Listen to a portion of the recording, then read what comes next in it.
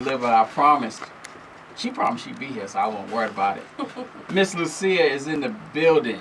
Now, before I start, I just need people to know what kind of monster they're dealing with right now. This is the current Miss Savannah USA 2014. She ran for Miss Georgia last year. She is the former Miss Georgia Latina. What year? Yes, in 2007. In 2007. Yes. So you've been a monster for some years concurrently now, huh? A monster. I stay busy. Yes. That's a good situation. So we'll get into all that because that's a whole nother life unto itself, and we're gonna that needs its own section. First, let's talk about the reason why you're here. Crash. It's your first mixtape. Yes. However, I have watched your career from afar before I even knew how closely tied we were. I've been working at WSAV since 2004. So I've seen you come in and sing Christmas songs live. I love them. I love WSAV. I've edited video with you, all kind of stuff. I've seen you perform downtown, different locations all over town. You are a superstar. Well, thank you. You're welcome. You're welcome. Tell me about, when did you start singing?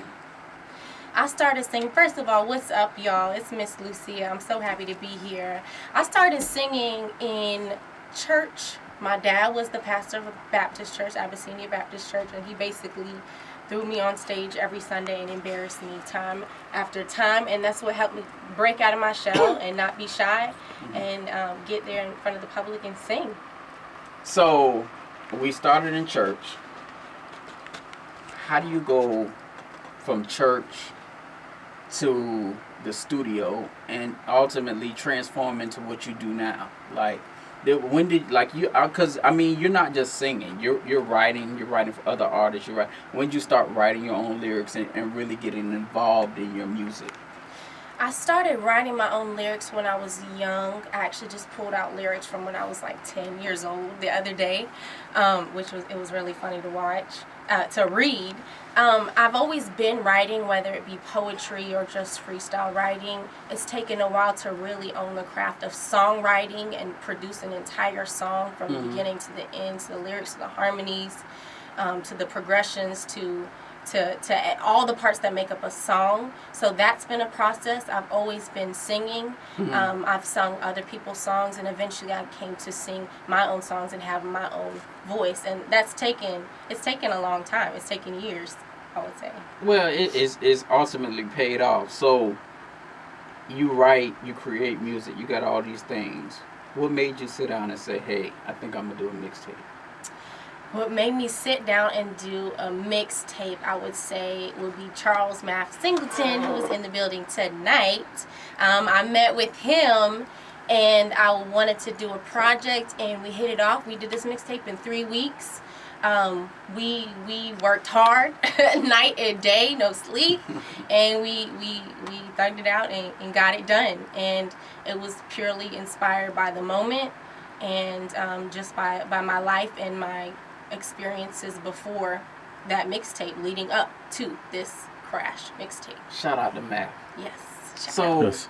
But you not only sing. I listen to the mixtape. Matter of fact, y'all, I'm a little disclosure. Like, I had the CD, right, but I took it home with me and I was listening to it. Then I took it from home to the car. From the car back into the office, from the office back into the car. And so it's between the 3 locations. Either way, I could not locate it this morning on the morning that when I needed it. So I called Chastity. I was like, Chastity, I don't have the CD. And she was like, you gotta be kidding me. I was like, no, I don't have it. Like, I need you to call her. And I got the backup. Ask her to It please. might skip because I've been playing it in the car, so we don't know. We're going to pray on that one. I was like, please bail me out because I don't know where it is. And I did not feel like driving between the 3 locations this morning. So, yeah, with the price of gas, you just can't do stuff like that. Right, it's a lot. Either way, we got the CD. We got it covered. So, tell me a little bit about the mixtape itself. What do we have on that?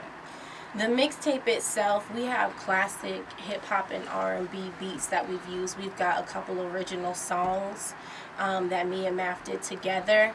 And basically, the story of the mixtape kind of starts, it's really like a reflection of my love life for the past maybe like 10 years leading up till now. So it was a lot of therapy when I wanted to get it out of my system and address some things that bothered me. And so basically every song kind of has its own, I guess, guy that I'm talking to. Not that I got a whole lot of guys. I mean, there might be like 3 songs per guy or something. Right. But you know, basically that it was me talking from my heart, I guess, to my love life and what I've been going through, and a lot of, you know, some real stuff that I went through in relationships, you know, up until now. So it's therapeutic in essence. Yeah, definitely. It definitely was. There were some topics that I did not want to address. Domestic violence in a relationship. That's not something that I wanted to talk about, but I was able to put that out on a song called Runaway on number 9, and I got that out there, and from that I was able to actually talk to women who were in a shelter, you know, I guess a women's shelter that have been abused or that are in hiding. So well, that's deep. Yeah. Like, 'cause it's like when you're dealing with situations of domestic violence and you're dealing with situations that cut that deep and go that deep, but you look at who you are, you know what I'm saying, the confidence and the person that you project. You know, you would have never guessed you went through something like that, or that you know, I mean, it's just, it's not the person, you're so strong. And normally, like I've spoken to women that have gone through terrible situations. And it's just like what you exude, I would have never drawn that conclusion. Right. You know, we all have to keep it moving in life and not let anything stop us. But I guess the message is that it can happen to anybody as long as you are in love or passionate or in a relationship. It happens to the smartest. I guess it happens to the most powerful, and it's okay as long as we share our stories and understand that we all go through something, and no one is spared in that, then we can get through it. So I've been able to put it out there. I don't necessarily like listening to the song, but as long as other people can relate to it, which I've had people respond and relate to it, then that's what matters. It's not necessarily about me. Well, now I'm gonna go listen to number 9. Listen to it. And just because I listened to it, but I don't know the right. like that's why I asked you, what's the story behind this song. So check my rhyme. You come on there, and like I was like, is that her? Because like you come on and you gangster with it, like right.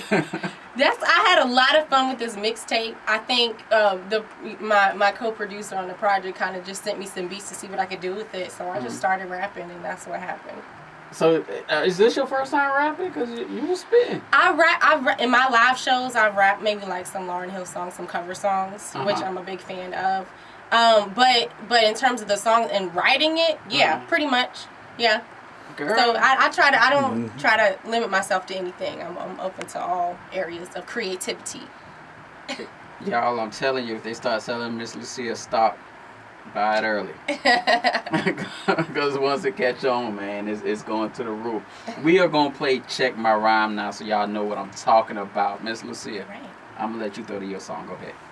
All right, this is number 3 on my Crash mixtape. It's called Check My Rhyme. Check it out.